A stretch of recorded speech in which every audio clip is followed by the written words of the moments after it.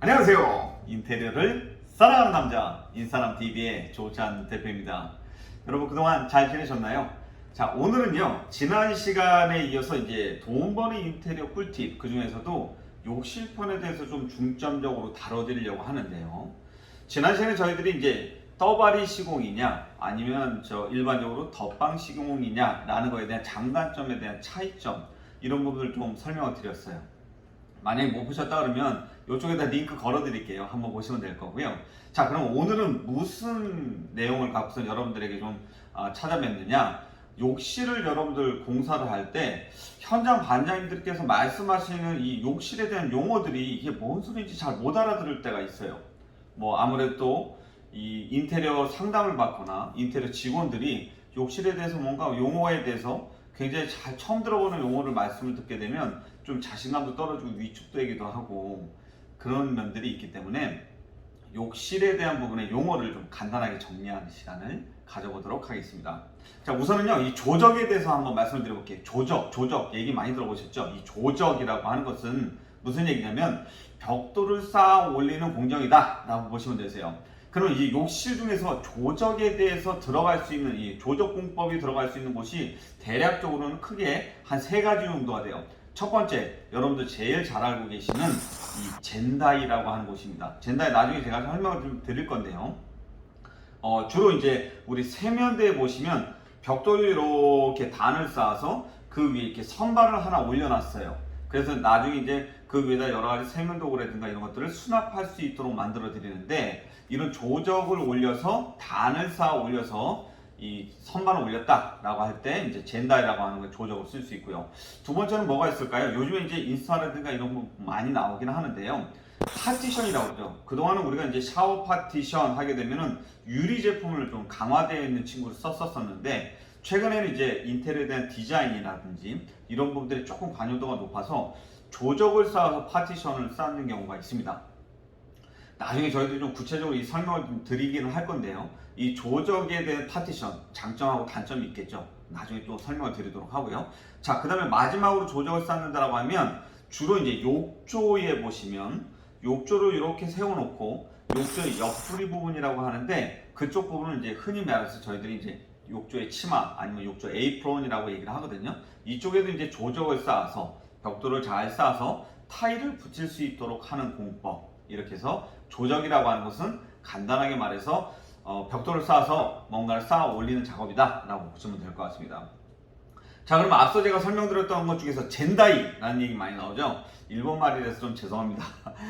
일본말이긴 한데요, 앞에 있는 선반이다 라는 뜻이에요.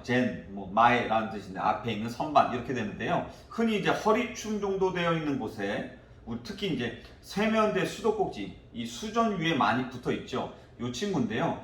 예전에는 이제 조적을 쌓아서 이렇게 올려서 그 다음에 이제 선반으로 올렸었는데, 최근에 이제 조적을 쌓는다는 것도 아무래도 공정이 하나 더 들어가는 거고 또 공기에 대해서 영향을 줄 수 있기 때문에 인조대에서 이렇게 오리 주둥이처럼 이렇게 딱 물 수 있는 브라켓이 있어요. 그런 걸로 해서 앞에 붙여놓는 경우도 많다라는 얘기예요. 그렇게 되면 이제 조적에 대한 인건비가 좀 줄 수 있기 때문에 여러분들 인테리어 하실 때 참조하시면 좋을 것 같습니다. 자, 그 다음에 이제 몰탈이라는 거 설명드릴게요. 몰탈이라고 하는 거는 간단하게 말씀드려서 시멘트하고 모래하고 이걸 섞어서 놓은 상태의 것이라고 생각하시면 됩니다. 좀 상상해 보시면요, 왜 그런 거 많잖아요. 공사 현장에서 시멘트 막 한쪽에다 부어놓고 그 다음에 모래를 막 부어서 삽으로다 막 이렇게 섞는 작업을 하거든요. 그거를 이제 섞어 놓은 것을 몰탈 이렇게 얘기하는데, 아무래도 이런 것들이 이제 좀 불편하다 보니까 시멘트 회사에서 이 시멘트하고 요 모래하고를 잘 섞어놓은 몰탈이 되어 있는 상태를 제품화해서 나온 게 있어요. 그게 바로 레미탈이라고 해요. 그래서 몰탈이다, 레미탈이다, 어떤 말을 써도 이제 다 이해를 하는 정도가 됐습니다. 자, 그 다음에 이제 미장이라고 하는 게 있는데, 미장은 어떤 거냐면요, 이 아까 말씀드렸던 몰탈 있죠. 레미탈이라고 하는 제품을 사도 되고요. 몰탈을 물에다 잘 개서 조적으로 쌓여져 있는 그 울퉁불퉁한 면을 시멘트로 잘 발라놓는 걸 얘기합니다. 그래서 표면을 예쁘게 만들어내는 작업, 그걸 이제 미장이다 라고 얘기한다 라고 보시면 돼요. 유가라고 있는데요, 자, 타일의 유가, 타일 유가 이렇게 많이 좀 들어보셨을 거예요. 흔히 말하면 이거는 배수구의 좀 기능적인 면을 강조하기 위해서 만들어 놓은 제품이라고 보시면 되세요. 뭐 여러분들도 한번 상상을 해보실까요? 우리가 이제 욕실을 리모델링 할 때 바닥 부분에 물이 잘 흐를 수 있도록 배수관이 있죠. 근데 이 배수관이 그냥 이렇게 구멍이 뚫려 있는 상태가 된다라고 하면 이물질이라든가 이런 것들이 쉽게 들어가서 하수구가 막힐 수 있다라는 점이고, 또 이 이물질이 들어가 있는 배수관에서 악취가 올라올 수도 있다라는 단점이 있죠. 그렇기 때문에 이 유가라고 하는 친구가 이 배수관을 막아주는 역할을 한다라고 보시면 되세요. 자, 근데 유가에는 종류가 크게 한 3가지 정도가 있습니다. 첫 번째는 트렌치 유가라고 해서 이렇게 길게 일렬로 되어 있는 유가예요. 뭐 최근에 여러분들 그 유튜브를 통해서 트렌치 유가에 대해서 많이 한번 언급이 됐었는데, 아무래도 이 트렌치 유가는 그 집에 있는 상황에 따라 다르기 때문에 주문 제작을 넣어야 된다라는 단점이 있습니다. 그리고 여러분들이 이제 우리 집은 트렌치 유가로 해주세요 라고 이야기를 하게 되면 아무래도 이 재료비가 들어가기 때문에 원가 부분에 대해서 욕실 리모델링 공사 비용에 대해서 상승될 수 있는 요인이 된다라는 점을 미리 알고 계시는 게 좋습니다. 두 번째는 그냥 일반 유가예요. 그냥 어디서든지 철물점에 가서 살 수 있는 유가고요. 보편적으로 이런 유가들은 교체하기도 쉽고 또 사용하기도 쉽고 또 잘 만들어 놨기 때문에 내구성도 굉장히 오래 가죠. 무엇보다 좋은 것은 가격이 싸다라는 점입니다. 그래서 저는 이제 여러분들께서 디자인 요소에 대해서 많은 어떤 감각이나 아니면 이런 분들의 니즈가 있지 않는 이상은 그냥 일반 유가를 쓰셔도 배수도 잘 되고 튼튼하고 오래 갈 수 있다는 점을 여러분들 좀 말씀드려 봅니다. 자, 마지막으로는요, 타일 유가라고 하는 게 있어요. 유가가 있으면 그 유가의 이 뚜껑, 커버가 타일로 저희들이 잘라서 넣어서 만들 수 있는 거죠. 이런 친구들은 아무래도 바닥 타일하고 타일 유가에 커버하고 아무래도 통일성을 가질 수 있기 때문에 심미적으로 밀어성이 있고 예쁘다라는 그런 마감을 할 수 있다는 점이 있긴 한데요. 일반 유가에 비해서는 이 구멍이 좀 덜 뚫어져 있기 때문에 배수할 때 좀 답답한 면이 좀 없지 않아 있을 수도 있다라는 점을 여러분 참조하시면 될 것 같습니다. 자, 그 다음에 이제 구배라고 하는데요. 여러분, 이 구배라고 하는 말은 굉장히 좀 중요한 말이고요. 저희들이 욕실 리모델링을 할 때 아주 많이 강조하는 것 중에 하나인데요. 아주 간단하게 말씀드려서요, 이 바닥의 경사면을 의미합니다. 즉, 우리가 이제 바닥에서 샤워를 하거나 물을 썼을 때 이 물이 경사면에 따라서 졸졸졸졸 잘 흘러서 타일의 배수구, 그러니까 유가가 있는 곳, 배수구가 있는 곳까지 잘 흘러갈 수 있도록 아주 미세하게 경사면을 조정을 하는데요. 이거를 물구배라고 이야기를 하거든요. 근데 여기서 이제 여러분들에게 하나 말씀드릴 게, 자, 물구배라고 하는 거는 우리가 눈으로 봤을 때 경사면이 아주 급격하게 있어서는 안 되겠죠. 그럼 마감이 예쁘지 않으니까. 그래서 아주 미세하게 조정을 해서 사람의 육안으로는 쉽게 잘 인지가 되지는 않지만 물리적으로 볼 때 물이 좀 잘 흘러나갈 수 있도록 만들어 놓는 게 이 타일러의 어떻게 보면 능력이고 실력이죠. 그래서 이 물구배를 만들어내는데 여러분들께서 이 타일의 바닥 타일의 사이즈를 300에 300각 아니면 그거보다 더 작은 타일로 붙이게 된다 그러면 상대적으로 물구배의 이 경사면을 만들어내는 게 굉장히 좀 조정이 용이하고 자유롭습니다. 근데 이제 600에 600각들 이런 식으로 굉장히 큰 타일을 온장으로 다 붙이게 되면 물구배를 미세하게 조정할 수 없으니 이 친구를 살짝 경사면을 올리게 되면 또 경사면이 굉장히 크게 보이고 이런 부분들이 있다는 점이에요. 그래서 물리적으로 사이즈가 큰 타일을 사용할수록 물구배를 맞추는 부분들이 굉장히 좀 어렵다라는 점을 여러분들 좀 참조하시는 게 좋습니다. 그래서 가끔 우리가 300에 300각이 아닌 600에 600각을 바닥 타일로 써서 리모델링을 했을 때 실제로 이제 잔물이 보여서 여러분들이 좀 많이 낭패감을 보는 경우들이 있긴 한데요. 물론 이제 실력 있는 타일러일수록 그 부분에 대해서 많은 부분 꼼꼼하게 챙기긴 하지만 300에 300각보다 600에 600각으로 물구배를 만들어내는 건 상대적으로 굉장히 까다롭고 어려운 작업이라는 걸 알고 계시는 게 좋습니다. 그걸 가지고 여러분들이 타일의 사이즈를 조금 더 검토해 보시는 게 좋겠다라는 말씀드리고요. 자, 그 다음에 이제 프렌치라고 하는 게 있어요. 프렌치 되게 많이 들어봤을 텐데요. 간단합니다. 우리가 이 변기, 양변기가 있는데요.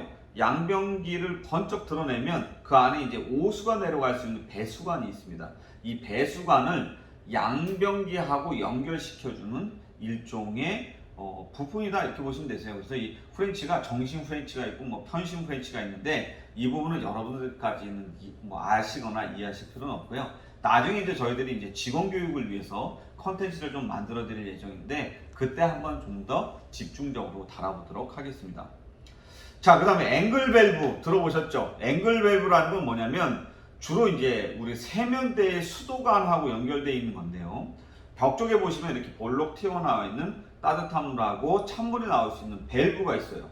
이 앵글 밸브가 우리가 이제 위생적으로 철거할 때 여기 캡을 다 막아놓고 물도 다 잠궈놓고 하는데 이 앵글 밸브를 우리 이제 수전에 있는 그 파이프와 같이 연결할 때 사용을 한다라고 한번 보시면 됩니다.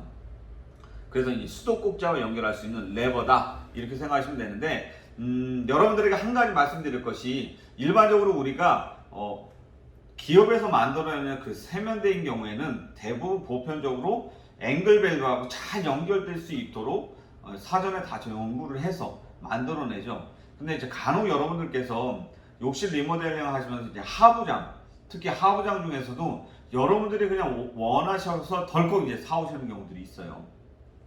뭐 이케아에서 제가 마음에 드는 게 있어서 사왔는데요. 요걸 좀 달아주시면 안 될까요? 라고 이렇게 말씀하신 경우가 있는데 그런 하부장이라든지 이런 것들을 이제 사오시게 되면 앵글 밸브가 본래 사이즈에 비해서 더 길게 만들어야 되거나 더 짧게 만들어야 되는 어떤 설비에 대한 작업이 들어가는 경우들이 있거든요. 그래서 앵글 밸브는 이 길이에 따라서, 그러니까 하부장의 모델에 따라서 아니면 세면대 모델에 따라서 조정을 할 수는 있는데 조정을 하게 되면 설비 작업, 플러밍이라고 해서 배관 작업을 하게 되기 때문에 아무래도 여기서 좀 인건비를 더 추가 요청하는 경우들도 있습니다. 그래서 이 추가 요청하는 경우가 있습니다라고 설명을 해 여러분들에게 이제 인테리어 업자들이라든지 아니면 직원들이 설명을 할 때 그럴 수 있겠구나라고 이제 알고 계시면 좀 좋다라는 말씀이시죠. 자, 일본말이 좀 많이 나오는데요. 이제 가네라고 하는 표현인데요.